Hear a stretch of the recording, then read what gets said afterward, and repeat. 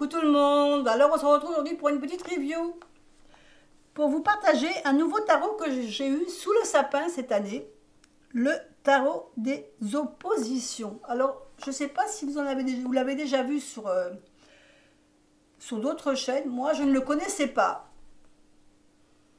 Et ma première impression quand je l'ai vu, quand j'ai vu les cartes, il m'a fait penser un petit peu d'une autre façon à un autre tarot, mais je vous en parlerai après. Pour l'instant, donc on a le tarot des oppositions qui est de Pierluca Zizi et Michel Dalloisio. Donc c'est un tarot qui est aux éditions intuitives. Donc c'est une boîte comme ceci, boîte cloche. Alors j'aime bien ce style de boîte parce que je trouve que ça conserve bien les cartes, avec de jolies décorations sur la boîte. Donc, on va sortir notre jeu. Vous voyez, il y a plusieurs... Là, il y a l'ermite. Ici, on a le magicien. Et là, on a la grande prêtresse. Voilà. Donc, on a un petit livret. Petit livret en noir et blanc. Et en français, s'il vous plaît. Alors, les oppositions, c'est tout simplement parce que... Alors, je vais peut-être vous lire carrément ce qui est marqué sur l'introduction. Le sens d'une carte change lorsque l'on passe d'une polarité à une autre, tout en restant toujours dans les limites de sa propre nature. Le concept artistique au cœur de ce tarot présente au cartomancien la loi spirituelle qui relie ce qui est en haut et ce qui est en bas, et ce qui est positif et ce qui est négatif. Il offre à ceux qui le consultent la possibilité de réconcilier le sens qui incite à la prudence et à la réflexion avec ceux qui poussent avec confiance vers le meilleur scénario. Par souci de clarté, nous désignons les deux moitiés des cartes par les termes positifs et négatifs, mais il n'y a aucun jugement implicite. Pensez à une pile avec ses pôles positifs et négatifs. Tous deux sont nécessaires à la circulation de l'énergie. Le positif isolé et inerte, tout comme le négatif, c'est le lien positif-négatif qui fait bouger les choses. Donc, ce qu'on nous dit, c'est que voilà, les cartes, il y a des cartes positives et négatives, vous allez les voir. Donc, on a la petite carte de présentation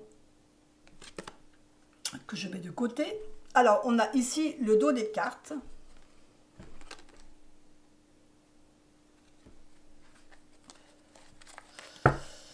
Alors, elles ne sont pas dans l'ordre puisque je m'en suis servi, évidemment.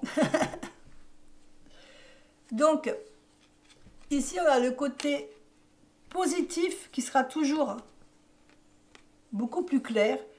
Et on a le côté négatif. Donc, je vous disais qu'il me faisait penser au tarot vice-versa, mais en règle générale. Parce que vous savez que le tarot vice-versa, il y avait un côté positif, et l'autre côté était négatif. Donc, il n'y avait pas de dos, c'était que des images. Mais quand on regarde ce tarot de près, il n'a pas la même signification dans le sens où dans le tarot vice-versa, on voyait la personne qui regarde, on voyait ce que la personne voit, et en fin de compte, et de l'autre côté, on voyait comment la personne était vue. C'était vraiment très différent. Là, on a un côté positif et négatif. Alors, moi, je ne suis pas quelqu'un qui tire les cartes en envers, endroit, en principe. Et en fin de compte, ce tarot-là permet de le faire sans vouloir vraiment le faire. C'est-à-dire que moi, je tire les cartes toujours un peu linéaire. C'est-à-dire que je fais un tirage de plusieurs cartes et je lis mes cartes comme une phrase. C'est un peu dans ce sens-là que je lis mes cartes. Et en fin de compte, là, le fait d'avoir des cartes comme ça, positives et négatives, ben ça permet d'avoir une petite nuance dans l'interprétation de chaque carte. Alors, je vais vous laisser regarder les cartes les unes après les autres. Je vais vous mettre un petit peu de musique de fond pour pouvoir les regarder. Et vous ferez pause de temps en temps, parce que là, ça m'est difficile de vous montrer à chaque fois une carte en droit, une carte en vert. Ça serait trop long. Donc, je vous propose simplement de faire une pause et d'arrêter la vidéo pour voir un peu plus sur ce tarot. C'est parti.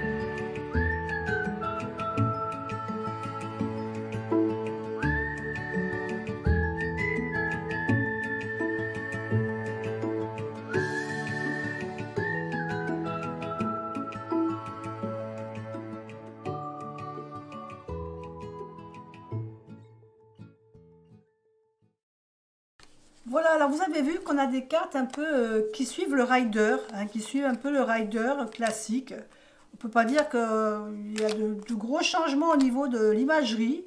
Certaines cartes sont un peu plus, une touche un petit peu plus récente, je dirais, un peu moins ancienne.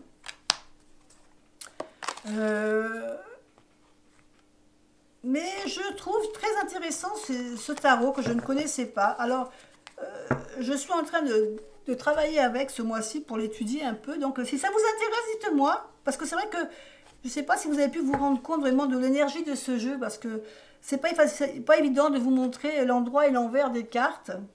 Peut-être que je pourrais, si ça vous intéresse, faire les énergies pour le mois de mars avec celui-là.